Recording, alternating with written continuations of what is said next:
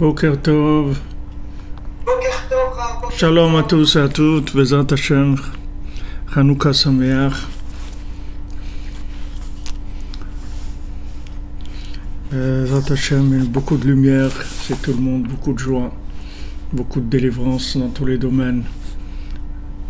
Et beaucoup de santé pour tous ceux qui ont besoin. Tous ceux qui ont besoin de se marier, de ne pas être seuls, de s'entendre, de trouver du shalom, de trouver de la compréhension, trouver de l'affection, trouver la parnassa, trouver leur vie, trouver un endroit dans la vie, trouver sa place. Bezrat Hashem, que je vous comble de tout par la lumière de Chanukah, cette lumière qui est petite mais extrêmement puissante. Petite dans l'apparence, mais extrêmement puissante dans ses capacités d'amener des délivrances.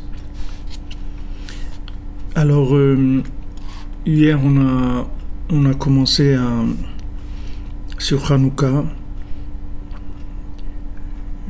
c'est un passage c'est-à-dire c'est un livre qui rapporte tout sur Chanukah. Bien sûr, on va pas faire tout le livre parce que il fait des centaines de pages et c'est un livre qui est de Breslev qui est que sur Chanukah, entièrement sur Chanukah, tout. Alors on a commencé et voilà, on continue d'après le Seder de ce Sefer, d'accord? Alors hier on a parlé donc de Rabbeinu, que bien sûr comme tous les jours, Baruch Hashem, et on a vu comment en fait le tzaddik il a adapté sa Torah entièrement par rapport à la présence des âmes, et c'était la présence des âmes qui allait définir l'enseignement. Alors il rapporte Rabbi Nathan, il dit Yesh omrim shebota Shabbat yashav al shulchan Rabbi Aviv Akadosh Arav Akadosh Rav Simcha. Alors il y en a qui disent que ce Shabbat là de Chanukah, il y avait à table avec Rabbeinu son père, le Rav Simcha. Betoch HaTorah uzkar inyan asimcha shel Shabbat, et dans cette Torah là Rabbeinu il a rapporté la joie du Shabbat. Gam uzkar apasuk ve yulad ben vaikra shemo Noach. Et il a dit ici dans cet enseignement qu'il y a un enfant qui est né et qu'on l'a appelé Noach. Shu menachem u mesameach hakol min ha'atzvut. Que lui, il console et réjouit tout le monde de la tristesse. Ve'yesh bazeh remez lishmo Kadosh Nachman ben Simcha. Et il y a une allusion là-dessus sur le nom de Rabbeinu, Nachman ben Simcha, qui veut dire mot à mot le consolateur, fils de la joie, parce que tout le sujet, tout l'enseignement de Rabbeinu, il est basé sur ça.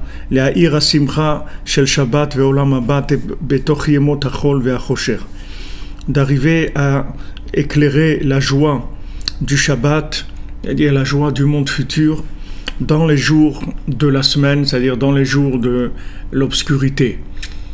Alors ces jours d'obscurité, ce sont les jours de dépendance, si vous voulez, dans la logique par rapport à ce monde, c'est-à-dire tout ce qui est système binaire, tout ce qui est cause à effet.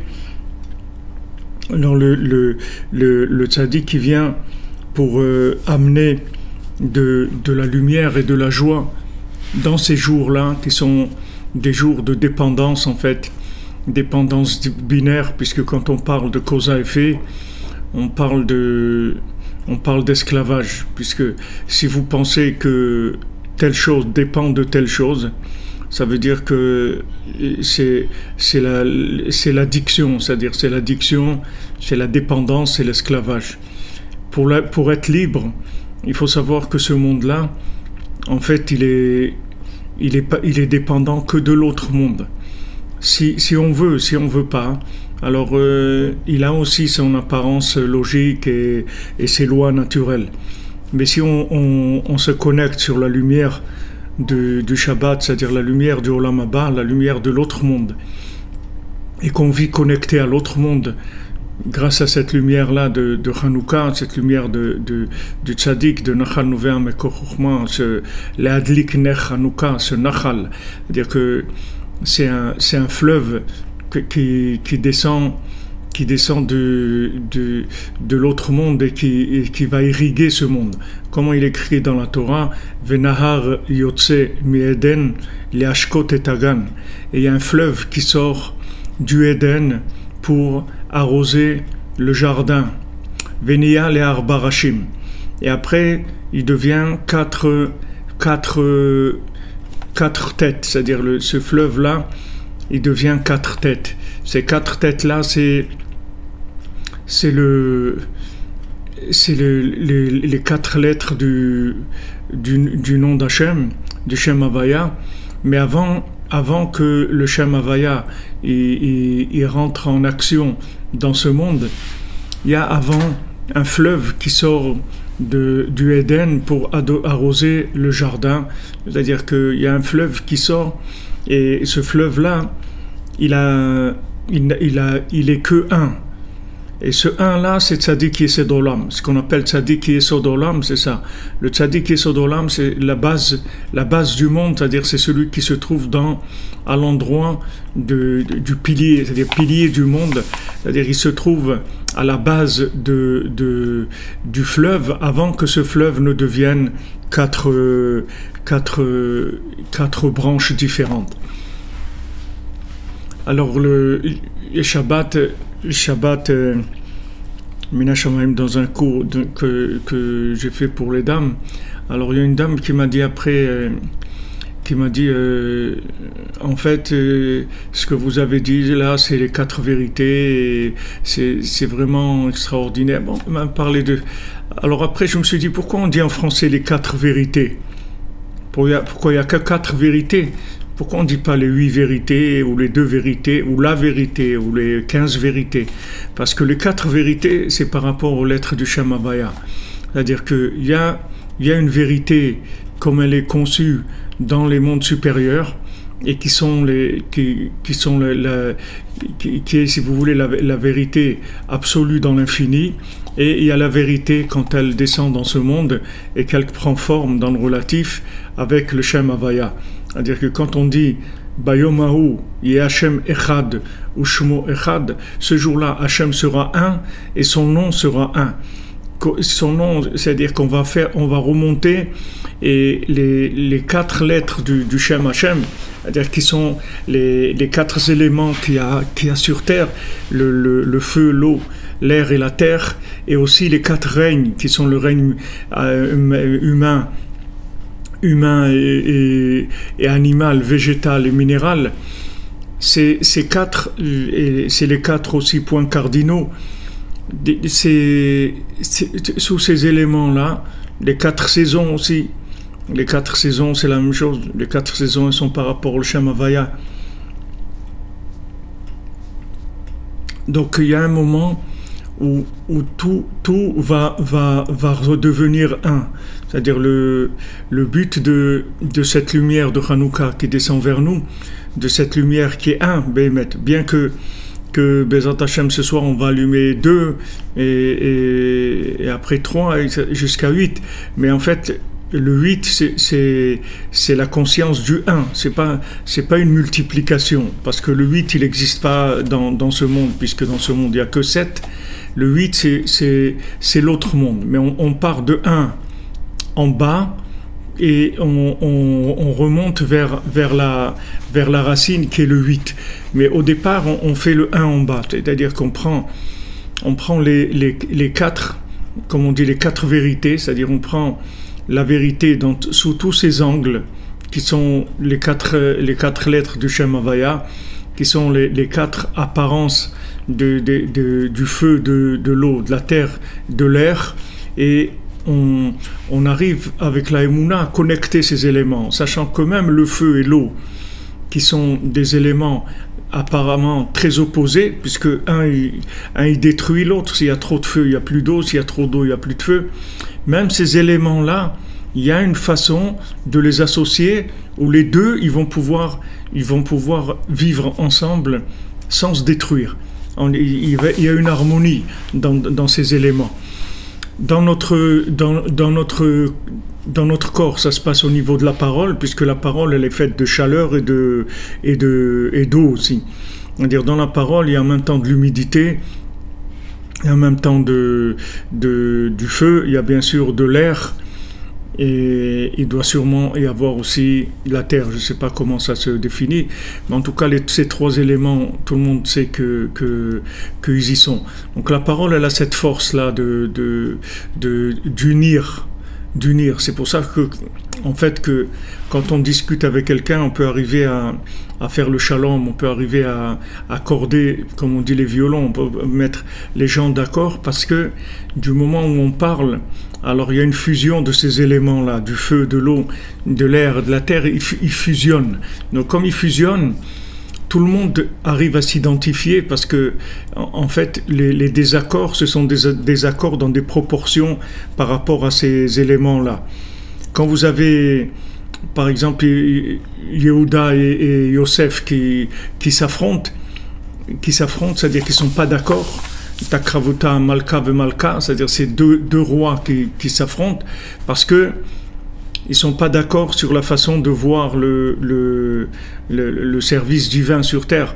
C'est-à-dire chacun il rapporte sa façon de voir. C'est-à-dire Yehuda, il veut instaurer les choses par la royauté, c'est-à-dire par le pouvoir. C'est-à-dire lui, Yehuda, c'est Malchut Bet David, c'est-à-dire qu'il dit voilà, il y a une vérité, cette vérité on va l'imposer à l'homme.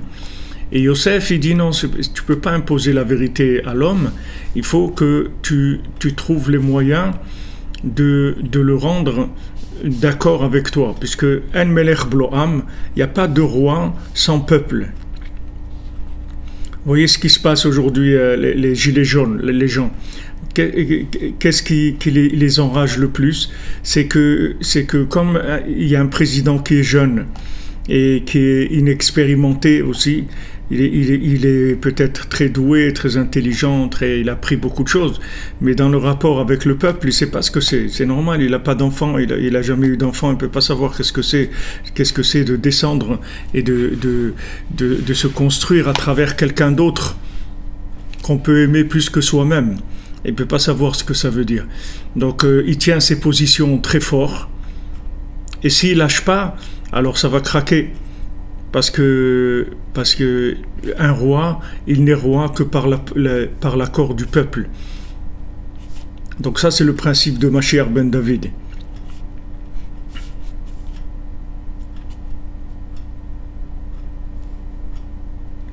C'est possible que ça soit le corps qui soit en terre.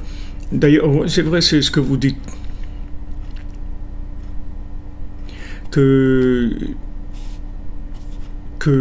maintenant, c'est vrai que dans la parole, on utilise la langue, les lèvres, tout ça, c'est de la terre. C'est le côté de la terre qu'il y a dans le corps. Alors maintenant, quand vous voyez normalement un président, il voit que les gens ils sont énervés. Il faut les calmer. Il ne faut pas dire non, c'est moi qui ai raison. Parce que tu ne peux pas avoir raison face au peuple, c'est impossible. C'est le peuple qui t'a élu. Et c'est le peuple qui continue à te maintenir. La place que tu as, elle vient du peuple, elle ne vient pas de toi. Donc Yosef, il dit à Yehuda, toi, tu es le roi, c'est vrai. Mais sache que moi, je vais m'occuper de brancher les gens de manière à ce qu'ils reconnaissent ta royauté. Que cette royauté, elle s'impose pas avec de la force, que cette royauté, elle vienne avec de l'amour, pas avec de la force. Alors Yosef, c'est l'alliance. Qu'est-ce que c'est l'alliance? C'est de créer le lien entre ces quatre éléments. C'est-à-dire Yosef, lui, il va créer un lien entre les quatre éléments. Il va montrer à l'élément de la terre et à l'élément de l'air et du feu et de l'eau que en fait, leur but, c'est le même. C'est pas parce qu'il est de l'eau qu'il est contre le feu. L'eau, elle travaille avec le feu. L'eau, elle travaille avec le feu. À un moment, on va avoir besoin de vapeur, par exemple. Donc, il va y avoir un réglage qui va se faire entre l'eau et le feu pour produire de la vapeur. À un moment, on va avoir besoin d'eau chaude. Alors, il va y avoir un réglage qui va se faire entre les deux. C'est-à-dire qu'il va montrer l'harmonie qu'il y a dans la communication entre les éléments. Une fois que Yosef, il a fait ça en allant. C'est pour ça qu'il était toujours avec les enfants des servantes, parce qu'il allait chercher dans les endroits qui étaient les plus bas. Comme nous aujourd'hui à Hanouka, que Hachem il vient vers nous dans l'endroit le plus bas. C'est l'endroit le plus bas qu'il faut connecter. Parce que si on n'a pas fait descendre la lumière en bas, ça veut dire qu'en haut il y a un problème. C'est impossible vous pouvez pas accuser le bas de pas vouloir prendre sur lui le joug divin. C'est-à-dire vous pouvez pas dire à quelqu'un prends sur toi le joug divin et sans le faire participer. Vous avez raison, 26 000 euros, c'est 26, c'est Yudke Vavke. Vous voyez?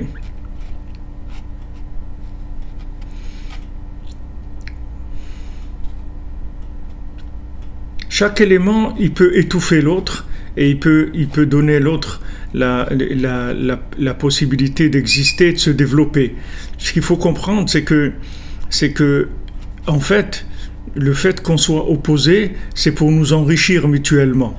C'est-à-dire pourquoi maintenant je suis de l'eau et toi tu es du feu? Parce que je dois au feu, je dois lui donner de l'eau. Maintenant, si le feu il était de l'eau, alors il serait pas du feu. Donc maintenant, lui, il doit l'eau, le feu, il a besoin de l'eau, et l'eau, elle a besoin du feu. Et comme ça, tous les éléments, ils ont leur raison d'être et par rapport à l'autre. Et ils sont ce qu'ils sont, mais ils communiquent avec l'autre. Ils communiquent avec l'autre. C'est-à-dire quand tous les deux ils vont régler selon la situation, chacun il va se régler. Il y a des fois on va mettre 20% de feu, 80% d'eau. Des fois le contraire, 80% de feu, 20% d'eau. Des fois 50-50. Tout dépend des situations où on doit révéler le Shem Hashem sous cet angle-là ou cet angle-là. Donc on dit que Bayom Haou Hashem Echad ou Shmo Echad, c'est-à-dire il y a un moment où le nom d'Hashem, il va être Echad, c'est-à-dire qu'on va arriver à trouver l'unité dans la différence, sans disparaître, sans se fondre dans un, en rejoignant nos forces qui sont différentes. C'est-à-dire on va rester nous-mêmes et en même temps on va prendre chez l'autre et donner à l'autre ce qu'il n'a pas. On va prendre de chez l'autre ce qu'on n'a pas et on va donner à l'autre ce qu'il n'a pas. Mais pour ça il faut qu'on soit sûr de nous-mêmes, c'est-à-dire qu'on soit soi-même, et à ce moment-là on n'a aucun problème à échanger. On va s'enrichir avec tout le monde. Voilà, exactement, comme on dit Madame Tangi, soit duo, soit duel. Il n'y a pas il n'y a pas d'autre possibilité. Donc maintenant, quand vous voyez comme ça des affrontements, et il y a des gens qui parlent déjà de guerre, de troisième guerre mondiale, de choses et tout, parce qu'il énerve les gens. C'est-à-dire le fait qu'il dit, écoutez, faites ce que vous voulez, de toute façon on ne va pas lâcher, on ne va pas craquer. Mais ce qu'il y a eu déjà maintenant, c'est quelque chose de très grave déjà. Il n'y a pas eu des choses comme ça, même mai 68 et tout, il n'y avait pas des choses comme ça. Il n'y avait pas un degré de révolte et de violence comme ça, toutes sortes de... Alors c'est vrai, ils disent ouais, mais il y a des gens qui viennent, qui n'ont rien à voir avec la politique, et qui sont des gens énervés, qui sont des extrémistes. Mais ces gens extrémistes, qu'est-ce que ça veut dire ils n'ont rien à voir avec la politique? Ça veut dire quoi ils n'ont rien à voir avec la politique? Ces gens-là, c'est des gens qui sont là, ils sont énervés, c'est tout.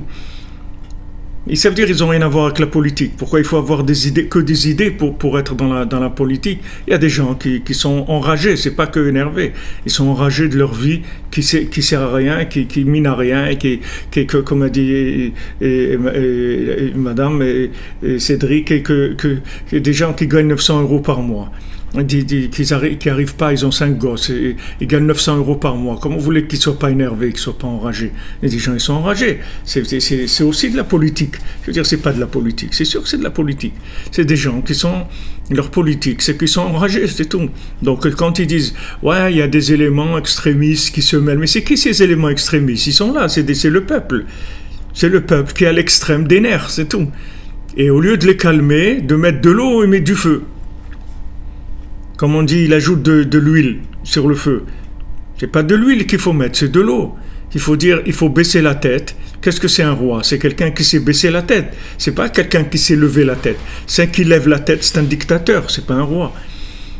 Un roi, c'est quelqu'un qui sait baisser la tête vers le peuple.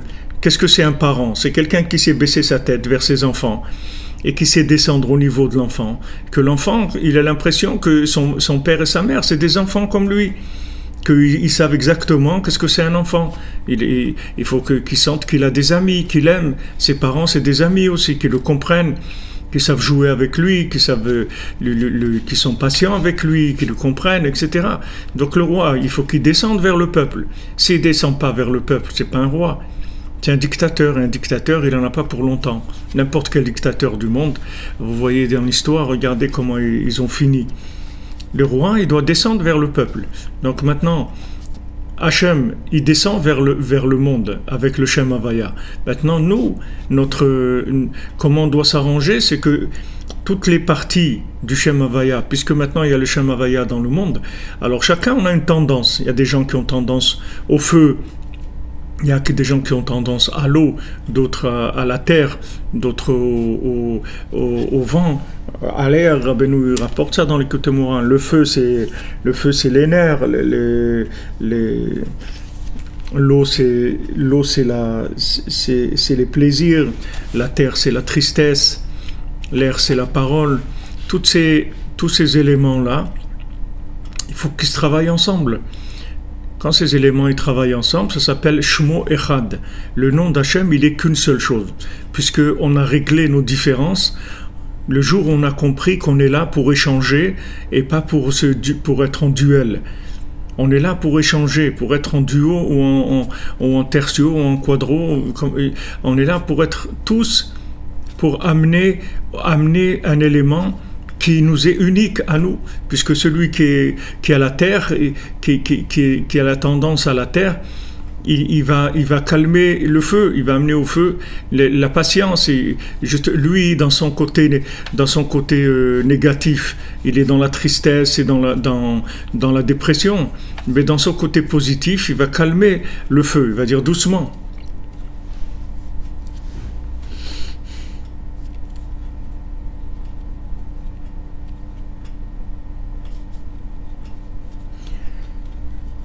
Il y a 12 types aussi, ce que vous dites Idriss, il y a 12 types. 12 types, c'est par rapport aux 12 tribus, c'est par rapport aux 12 mois de l'année. Il y a encore une autre, si vous voulez, un autre angle de séparation des éléments. C'est-à-dire, c'est encore une possibilité plus large. Oui, exactement ce que vous dites, M. Terrier. Moshe Rabbeinu, il lève les mains au ciel et son élève Yehoshua, il gagne la guerre. Quand un dirigeant, il voit qu'il y a des problèmes, il doit lever ses mains au ciel pour connecter, aller chercher dans le 8, aller chercher comment alimenter le 1 qui se trouve séparé en 4. Comme on dit, couper les cheveux en 4 aussi, c'est la même chose. Couper les cheveux en 4, ça vient de là aussi. Tous ces éléments, toutes ces notions, ce sont des notions qu'on côtoie tout le temps. Mais c'est dans notre langage, on côtoie ces notions-là. Seulement, la plupart des gens, ils ne savent pas pourquoi c'est comme ça. Alors, si vous voulez, la lumière, elle a ces 4 canaux, comment elle arrive. C'est pour ça que le shalom, qui est la paix et l'ouverture d'esprit entre nous, c'est indispensable. C'est-à-dire, il faut savoir que tout seul, on n'y arrivera pas. On n'y arrivera pas parce que Hachem, si maintenant on laisse quelqu'un derrière, ça veut dire que quelque part on a laissé Hachem derrière. Ça veut dire que on veut dire que Hachem il n'arrive pas chez tout le monde, puisque celui-là on est obligé de le laisser derrière. Non, on doit laisser personne derrière. Donc la lumière de Hanouka elle descend très très bas, de manière à laisser personne derrière. C'est-à-dire que tout le monde doit participer.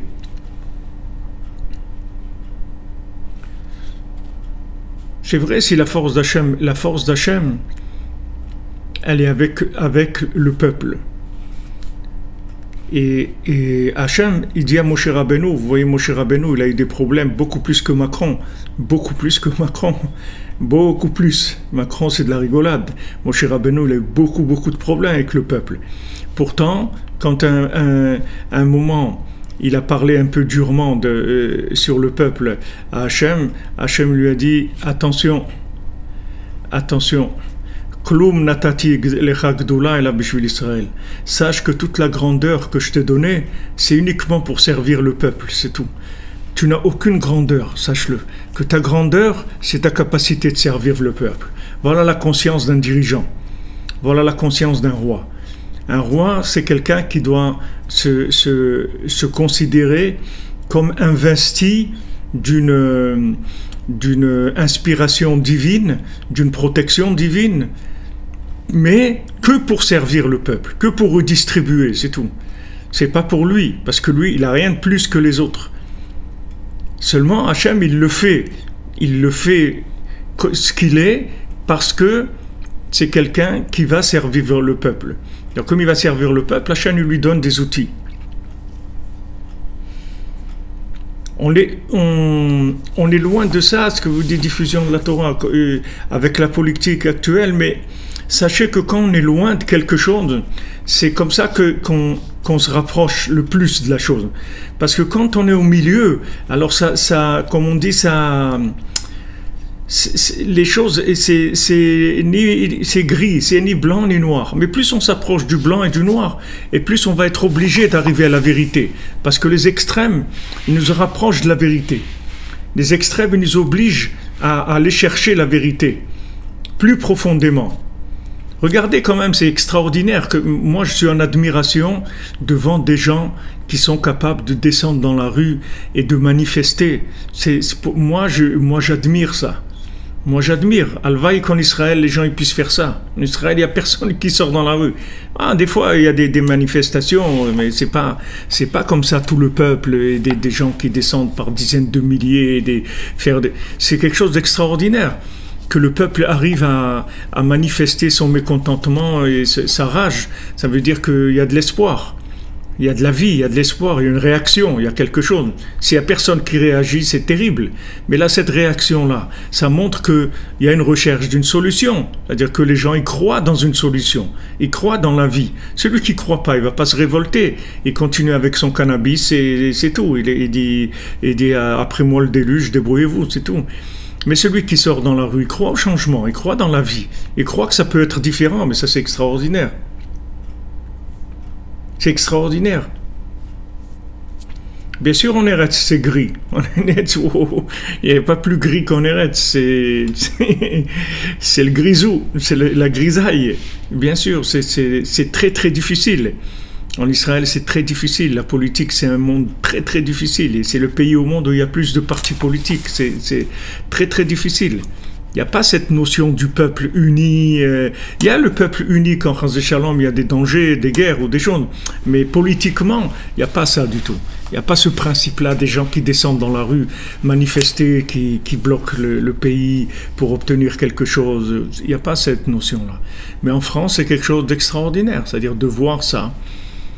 On a beau dire les Français c'est des râleurs et tout, mais le fait d'être capable de laisser son travail, de laisser son équilibre et de laisser tout pour aller dire je suis pas d'accord, stop, ça suffit, c'est extraordinaire, c'est un signe de vie, c'est un signe de vie extraordinaire, que en fait vous croyez à la vie, vous vous battez pour la vie. Quelqu'un qui s'énerve jamais, ça veut dire que c'est pas qu'il est calme, c'est qu'il est tellement désespéré qu'il croit plus dans rien. Donc c'est sûr qu'il va pas se révolter. Puis quelqu'un qui se révolte, ça veut dire qu'il veut quelque chose, il croit qu'on peut changer, qu'on peut faire quelque chose, il faut le faire. Donc il manifeste son mécontentement. Ça c'est extraordinaire, c'est quelque chose de merveilleux. Ça il faut le glorifier, ça, c'est quelque chose de très très beau. C'est sûr qu'Hachem, il a beaucoup de joie de ça, que le peuple, il montre qu'il n'est pas content.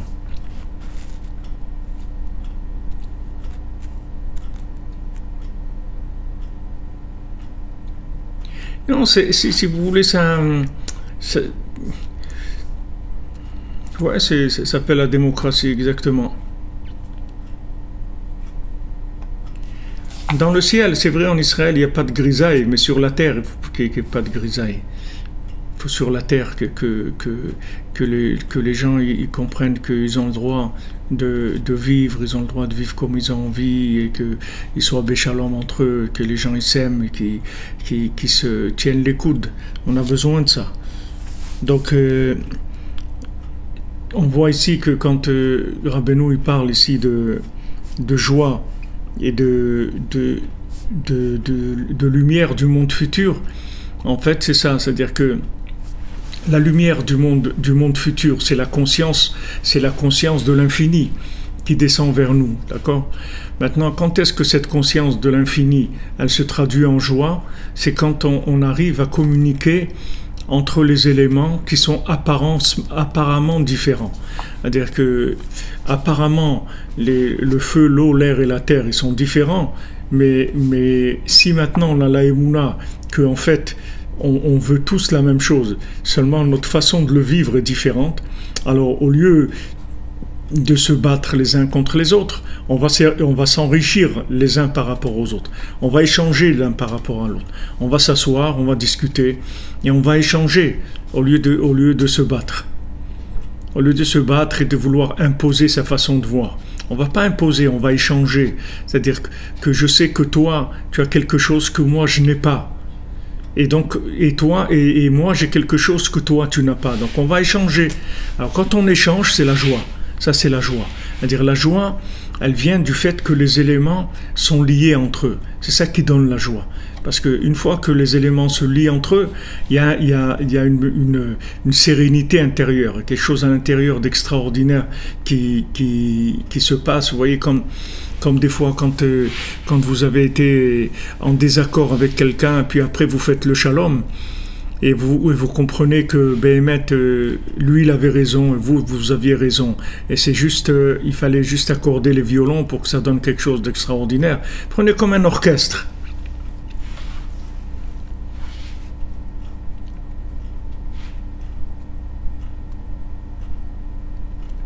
Prenez un orchestre. Un orchestre, il faut que chacun ait son instrument. Vous avez la contrebasse, vous avez le violon, vous avez la guitare, vous avez le piano, vous avez tout. Ok.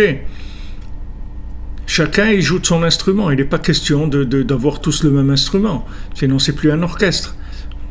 Alors, chacun il a son instrument. Il y a un chef d'orchestre. Et il y a des partitions. Et chacun il joue sa partie. Et ça donne une harmonie, quelque chose de très beau, qui est la musique. Et plus il y a un grand orchestre, et plus ça donne une impression de grandeur, de profondeur extraordinaire, justement par le fait que tous les gens, ils jouent de leur instrument, mais dans une partition commune. Et ça, on a besoin du chef d'orchestre. Le chef d'orchestre, c'est le tzaddik, et la partition, c'est la Torah. Et chacun, il joue sa part, son morceau. Il y en a un qui va jouer toutes les 5 minutes, il y en a un qui joue tout le temps, il y en a un qui joue toutes les demi-heures. Chacun, là. Il y a des fois des gros trucs, des trombones à coulisses ou des trucs qui font deux ou trois interventions dans toute la chanson. Mais c'est aussi, on a besoin de ça à ce moment-là. Il y a quelqu'un qui va taper sur une clochette à un moment ou autre. Ça n'a pas l'air grand-chose, mais c'est quelque chose qui va créer toute cette harmonie-là. Et plus il va y avoir de différences et qui s'entendent, et plus l'harmonie, elle va être extraordinaire. Donc, une fois qu'il y a l'harmonie entre les éléments, ça donne la joie. Voilà, exactement. Nous, on doit être, comme vous dites, M. Torjman, on doit être les gilets jaunes de l'Aïd Bodedout. Les gilets jaunes de l'Aïd Bodedout, c'est-à-dire il faut descendre et dans la rue, et il faut faire... il faut faire Aïd Bodedout. Voilà, comme notre ami Aurélien. Il va au café, il fait Aïd Bodedout, c'est tout. Il faut Aïd Bodedout en douce, tout en douceur. Tout en douceur. Donc on descend dans la rue, on sort de nos habitudes et on va parler avec Hachem. Et avec ça, on va révolutionner le monde. Donc Rabbeinu, dans cette Torah de Hanouka, il amène les deux éléments. Un côté qui est la lumière de l'infini et dans la 8e dimension. Et d'un autre côté, c'est Ishu Beto, c'est un homme avec sa maison, avec sa famille, avec ses enfants, avec ses amis, dans sa maison, c'est-à-dire dans sa façon de vivre les choses qui lui est intime et personnelle. Donc, plus ça va être personnalisé, plus ça va avoir de la valeur quand c'est connecté avec l'infini.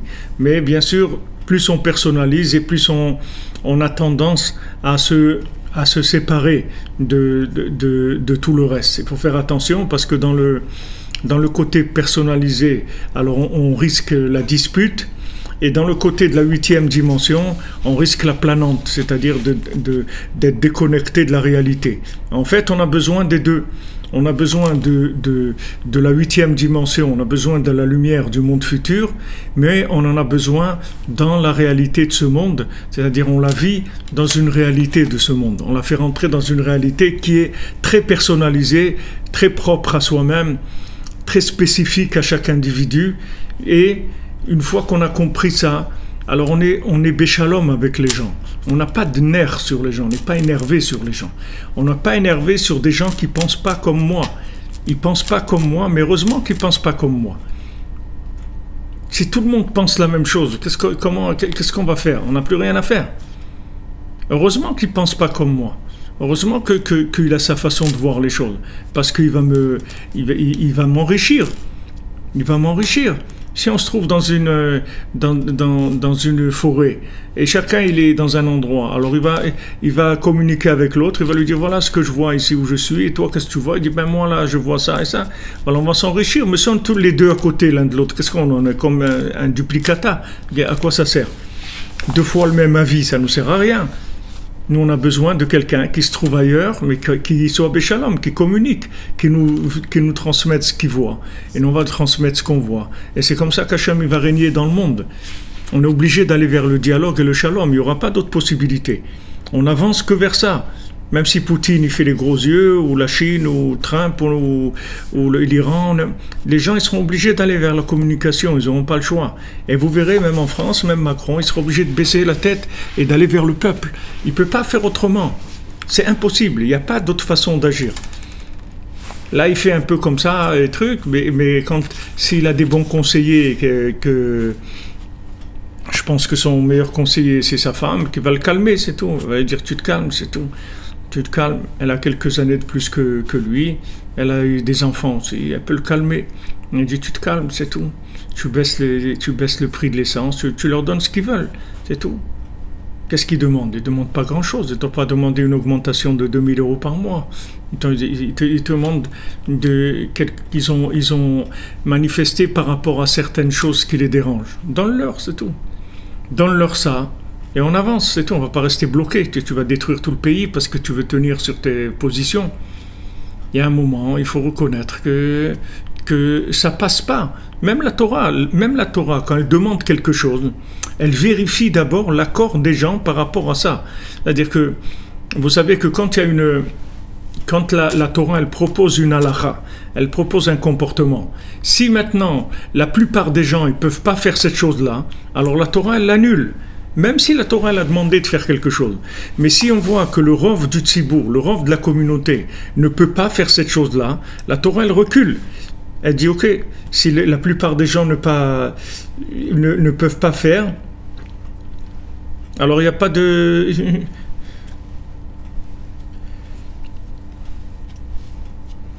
Vous n'avez pas besoin d'aller à la synagogue, c'est pendant Hanouka, monsieur Gorelov.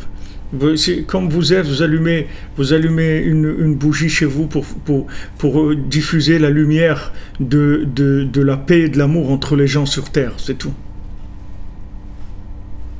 C'est tout. C'est tout ce que vous avez à faire. Vous n'avez pas besoin d'aller à la synagogue. Vous allumez chez vous une bougie et vous dites à Dieu, voilà, cette bougie, j'allume pour qu'elle éclaire le cœur des gens, pour que les gens y soient dans la paix et dans l'amour entre eux. C'est tout. Et avec ça, vous avez fait ce qu'il faut pour connecter tous les gens. Il faut connecter, c'est tout, les gens. Il faut que les gens qui comprennent que leur différence, c'est leur honneur, c'est leur spécificité, c'est leur valeur. Mais cette différence, elle ne doit pas entraîner la dispute. Parce que sinon, ça veut dire que c'est de l'ego. Ce n'est pas de la différence dans la révélation d'Hachem. Si on travaille tous dans la même usine, on ne va pas tous faire la même chose. On a notre poste de travail, ok? Alors, mais notre poste de travail, on échange. Lui, il a besoin de ça à un moment. Alors, je vais l'aider. Et moi, j'ai besoin de lui, il va m'aider. On échange. C'est comme ça qu'on arrive au produit fini. Chacun, il a mis son grain de sel, comme on dit. Alors, la lumière de Hanouka, c'est pour amener cette compréhension-là dans le monde. Et c'est pour ça qu'on descend. On descend, c'est pour trouver un dénominateur commun. Le dénominateur commun, on doit descendre jusqu'à qu'on trouve un chiffre qui corresponde à tout le monde. Et ça veut dire que c'est ce chiffre-là qui est la plus grande valeur. C'est pas le chiffre c'est pas mon chiffre, c'est le chiffre qui correspond à moi, mais à l'autre, et à l'autre, et à l'autre, et à l'autre. Et si tous on est dans le même chiffre, alors il n'y a pas de problème.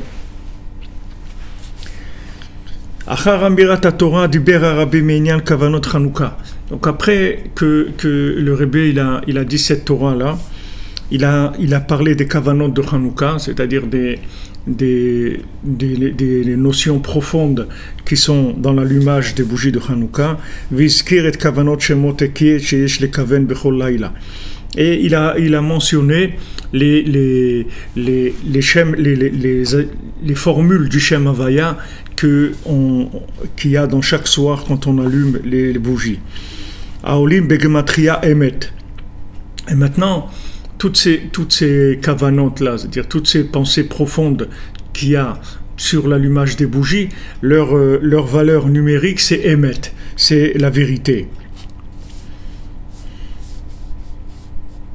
Alors, Rabbi Nathan, dans l'Écouter la Hachot, il explique les kavanot de Hanouka d'après cette Torah-là.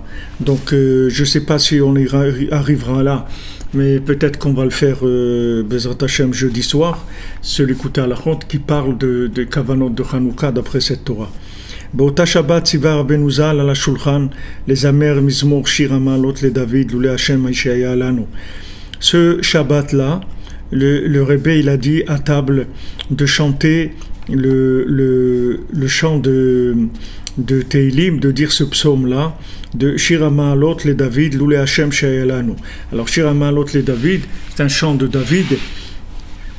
Si Hashem n'était pas avec nous, c'est-à-dire que c'est un chant de louange où David remercie Hachem et il dit si tu n'étais pas là avec moi, si tu n'étais pas là avec nous à nous aider, alors on n'aurait pas pu tenir.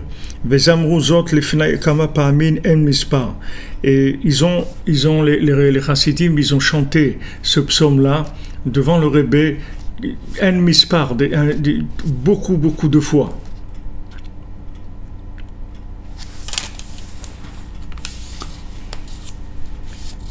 Merci Madame Christia pour votre intervention.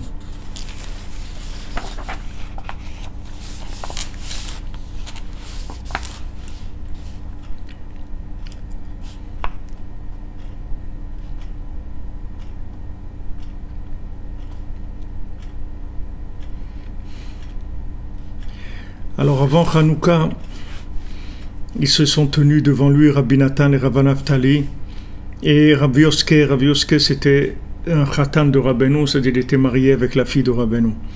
Alors ils étaient dans la maison du Rebbe, et quand le Rebbe est sorti de sa chambre, il a commencé à parler avec eux de l'étude de la Torah.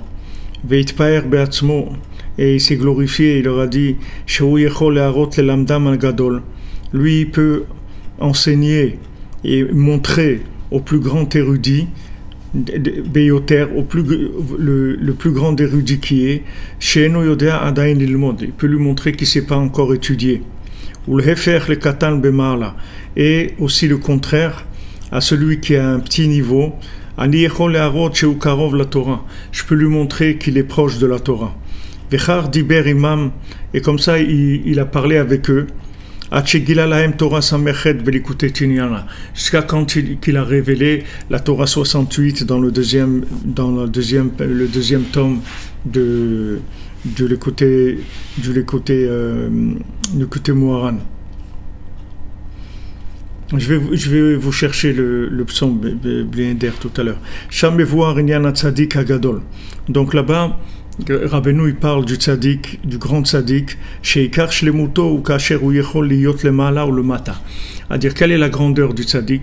C'est qu'il peut être en même temps en haut et en même temps en bas. C'est ça la grandeur. Donc la grandeur, comme on l'a dit tout à l'heure, c'est-à-dire d'avoir la lumière de la 8e dimension et que dans la réalisation sur terre, ça donne 1. C'est pour ça que le principal de l'allumage du Hanouka, c'est une bougie, c'est pas 8. Parce qu'en fait, le 8, il va prouver sa valeur que dans le 1. C'est là où il va prouver qu'il a de la valeur. Si le 8, il n'arrive pas à devenir 1, ça veut dire qu'il a un problème. Il faut que le 8, il devienne 1. C'est-à-dire que le 8, il arrive à être tellement élevé, ça il l'est, puisque c'est la 8e dimension, c'est l'infini, mais qu'il arrive tellement à concentrer, contracter les notions que tout le monde soit d'accord. C'est-à-dire que tout le monde sur Terre soit d'accord que c'est ça la vérité. Pourquoi maintenant on n'arrive pas à mettre tout le monde d'accord? Parce que chacun il a une tendance différente, d'accord? Un il est feu, l'autre il est eau, l'autre il est terre, l'autre il est... Et quand on parle, alors l'autre il sent, il y a par exemple celui du feu, il va être concerné. Donc il va dire ouais c'est super et tout. Mais celui de l'eau, il va pas se sentir concerné. Il va dire ouais mais ça moi ça m'intéresse pas. Pourquoi? Parce que on n'est pas arrivé à descendre au dénominateur commun. Si on descend au dénominateur commun, celui du feu ou de l'eau, de la terre ou de l'air, tous ils vont comprendre que c'est la vérité. Donc c'est pour ça que ces gematria émettent, c'est-à-dire que la valeur numérique de toutes les kavanot des 8 jours de Hanouka qu'on fait tous les soirs, c'est gematria valeur numérique de émet. C'est-à-dire que c'est une vérité qu'on est capable d'amener sur tous les angles possibles et imaginaires qui est sur Terre. N'importe qui.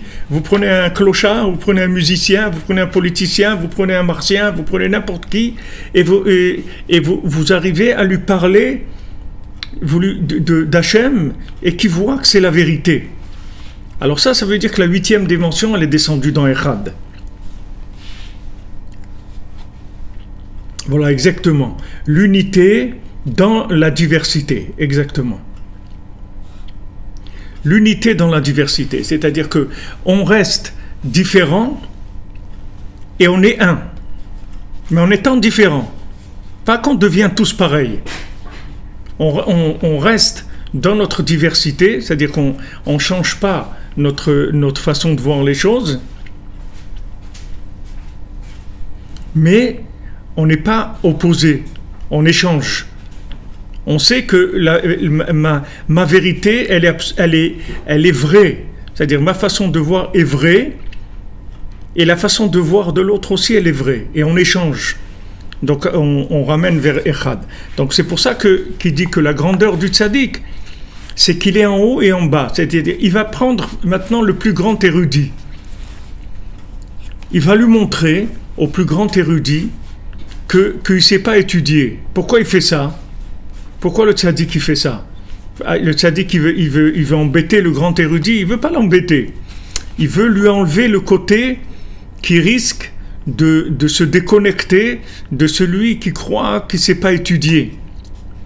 C'est-à-dire, s'il voit quelqu'un qui ne sait pas étudier, il va le mépriser. Et ça, il ne veut pas. Le tzaddik, il veut que celui qui sait, qui est un grand érudit, il reste béchalom avec celui qui ne sait pas étudier. Donc, qu'est-ce qu'il va faire? Il va aller chez le plus grand, il va lui montrer qu'en fait, il ne sait pas étudier. Alors, avec ça, il va descendre un peu de son piédestal, c'est-à-dire il va se dire « Ah bon, c'est vrai, il m'a prouvé que je ne sais pas étudier. » Donc maintenant, quand celui qui ne sait pas étudier vraiment, il se présente à lui, Il a une ouverture déjà dans son cœur pour pouvoir communiquer avec lui, puisque lui aussi on lui a prouvé qu'il ne savait pas étudier. Et d'un autre côté, celui qui ne sait pas étudier, s'il le laisse dans la situation où il ne sait pas étudier, il va se décourager, il va se fermer. Et quand il va voir quelqu'un qui sait étudier, il va commencer à faire la guerre avec lui. Il va dire, ouais, ces gens-là, là, ces érudits en Torah, c'est tous des orgueilleux, ils méprisent les gens, etc. Il va se déconnecter. Donc, qu'est-ce qu'il fait le tzaddik? Il le remonte. C'est-à-dire, en fait, qu'est-ce qu'il fait? Il abaisse celui qui est en haut et il remonte celui qui est en bas. Et à ce moment-là, les deux se trouvent dans un dénominateur commun et ils peuvent échanger. Donc, c'est pour ça qu'il dit que le tzaddik, sa grandeur, c'est d'être en haut et en bas en même temps. En même temps, en haut et en bas. Exactement. Il va aller chez le plus petit et il va lui montrer que lui aussi, il sait des choses. Et que lui aussi, il comprend des choses. Des fois, vous parlez avec un enfant et vous allez voir que cet enfant, il va vous dire des choses qui sont étonnantes. C'est-à-dire que vous allez voir que l'enfant, il comprend des choses extraordinaires.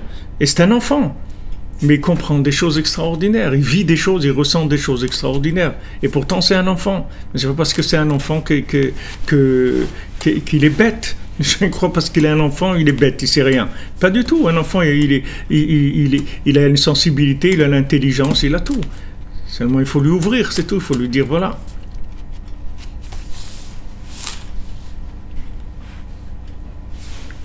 Razak Maxime, pour être libre de l'addiction, il faut la diction. Razak, il faut la parole. Exactement. Et Rabbeinu, il a continué dans sa discussion, il a dit il y a eu des grands tzadikim dans l'âme Israël et chacun il a instauré ce qu'il a instauré dans le monde. Tzadikim, ils ont amené des choses dans le monde, chaque tzadik il a amené. Et après ce qu'ils ont amené, ça s'est arrêté. Et quelle était son intention quand il a dit ça? C'est-à-dire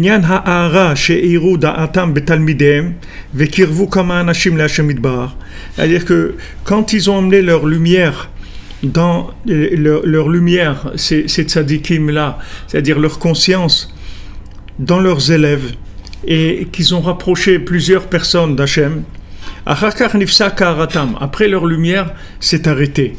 Mais Rabbi Nachman a dit, nous on va faire quelque chose, on doit faire quelque chose qui va jamais s'arrêter. C'est pas comme il y a eu une fois un rave avec des élèves. C'est-à-dire, il y a une fois un rave qui s'appelle Rabbi Nachman et il va être tout le temps là parce qu'il y aura toujours des élèves. On se trouvera jamais dans une situation où il n'y aura pas des Breslevers sur terre, ça n'existera jamais. C'est-à-dire, toujours il y aura des élèves. Que ces gens-là, ils fabriquent d'autres gens. C'est-à-dire, ils font d'autres gens. Voilà, un élève, il a compris quelque chose, il le transmet, et voilà, il y a un autre élève qui va recevoir cette lumière. Et tant que maintenant il y a des élèves, alors le maître, il est toujours vivant. Donc ça, c'est son intention, c'est-à-dire qu'il a ouvert plus la notion dont il a parlé avant, que la perfection du tzaddik, c'est qu'il soit en haut et en bas en même temps. C'est-à-dire qu'en même temps, le tzaddik, il ait des connaissances très élevées, mais en même temps qu'il ait des élèves qui fassent les mises à jour en permanence. En fait, pourquoi l'enseignement de certains tzaddikim, il a disparu du monde, presque disparu, c'est parce qu'il n'y avait pas les mises à jour, c'est tout. C'est-à-dire qu'il y avait le tzaddik qui a enseigné des choses très belles, mais il n'y a pas eu de mise à jour. Alors, comme il n'y a pas eu de mise à jour, l'évolution de la société, elle a fait que les gens, ils sont plus reconnus dans ces enseignements. C'est pas que les enseignements, ils sont pas vrais. Les enseignements, ils sont vrais, mais seulement ils ont été trop marqués par le temps. Donc, le temps, quand il est passé, le côté temporaire qu'il y avait dans ces enseignements, il a fait que l'enseignement il est devenu caduc. Bien que, si vous le prenez dans sa vérité absolue, il est toujours d'actualité. Mais seulement, il faut que vous ayez la possibilité de faire le upgrade, la mise à jour. Et c'est pour ça que Rabbi Nachman dit, que maintenant, quand lui il enseigne quelque chose, en fait, il enseigne pas que des enseignements pour lui.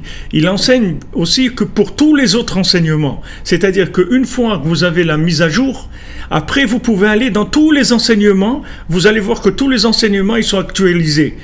Tous les enseignements de tous les tzadikim. Sans exception, vous prenez tous les tzadikim et vous allez étudier leurs enseignements.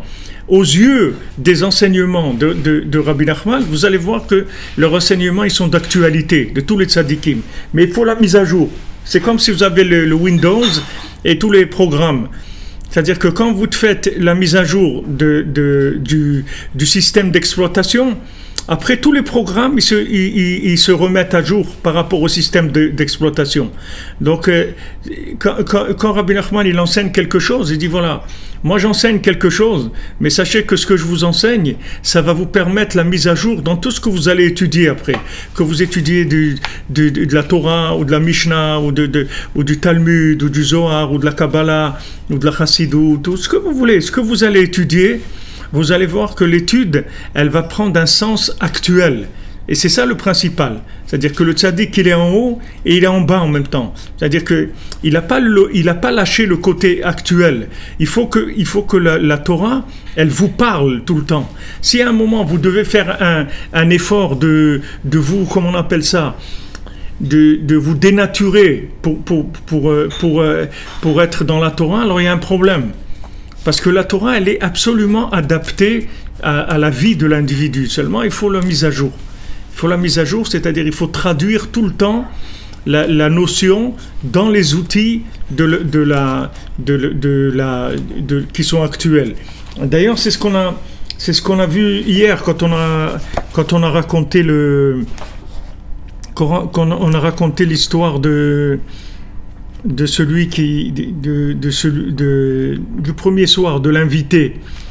Quand Rabbeinu dit là-bas que, attendez, je reprenne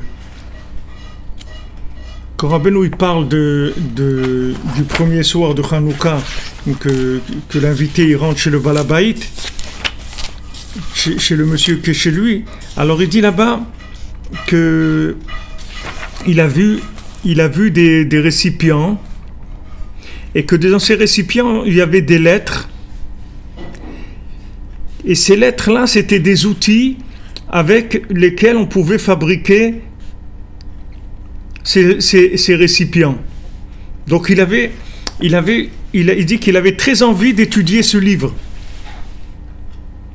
Alors c'était un livre dans lequel il y avait des récipients, et dans ces récipients, il y avait des lettres. Et ces lettres, c'était quoi? C'était des outils, comment on fabrique ces récipients. Alors quand il a vu ça, le Balabait, le monsieur qui était chez lui, il a eu très envie d'étudier ce livre.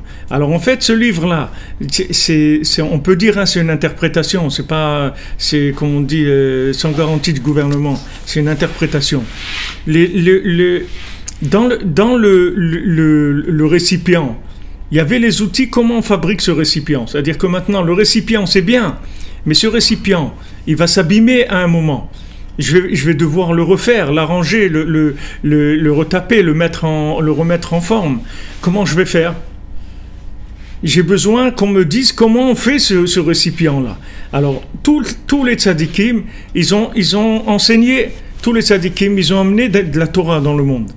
Tous les tzadikim. Pourquoi c'était des tzadikim? Parce qu'ils avaient de la Torah qu'ils ont amené dans le monde. Seulement, quand ils sont partis, il n'y a pas eu des gens qui étaient capables de fabriquer les récipients adaptés à la génération. Ils n'avaient pas les outils.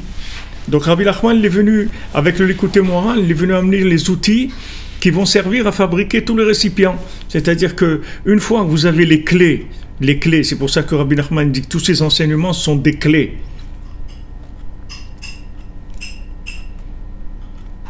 Oui, l'invité, les kelim, exactement. Vous avez maintenant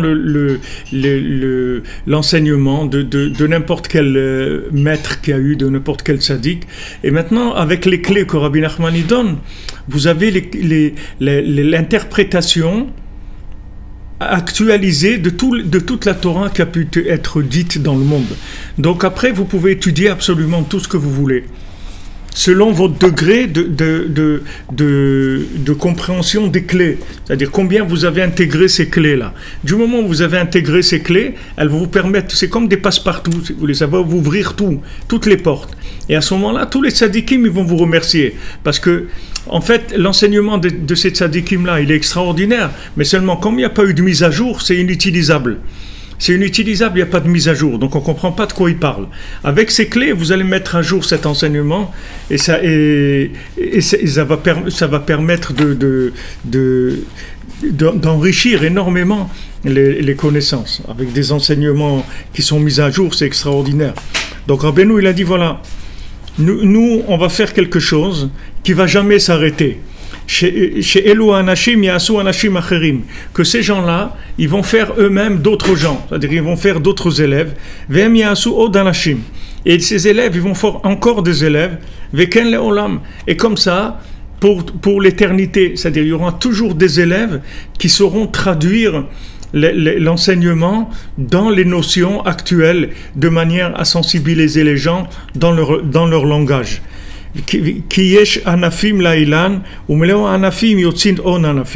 Alors Rabbeinu il a dit parce que l'arbre il a des branches et sur les branches il y a d'autres branches qui sortent et de ces branches encore d'autres branches, c'est ça la mise à jour, c'est-à-dire il y a la branche qui est connectée au tronc.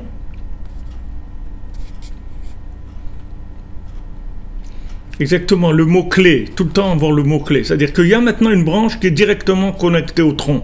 Et cette branche-là maintenant, de cette branche-là, il sort une autre branche. Maintenant, cette branche qui sort de la branche, elle ne peut pas sortir du tronc.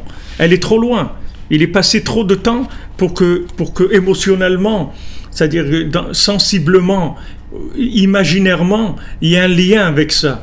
C'est-à-dire le tronc, il est trop loin. Donc cette branche-là, elle sort d'une autre branche. Et après, il y a une branche qui va sortir de cette branche. Et en fait, elles vont toujours être connectées au tronc, mais par les branches qui sont sorties dans chaque année, chaque fois qu'il y a eu besoin d'une mise à jour. Donc ça, c'est l'enseignement du tzaddik, si vous voulez. La grandeur de l'enseignement du tzaddik et Sodolam, c'est qu'il est capable de connecter le haut avec le bas. C'est-à-dire il est capable de mettre à jour l'enseignement de manière à ce qu'il soit clair et vivant pour chacun d'entre nous. Bezrat Hashem. Voilà, alors bonne journée, un joyeux Hanouka, bonne continuation.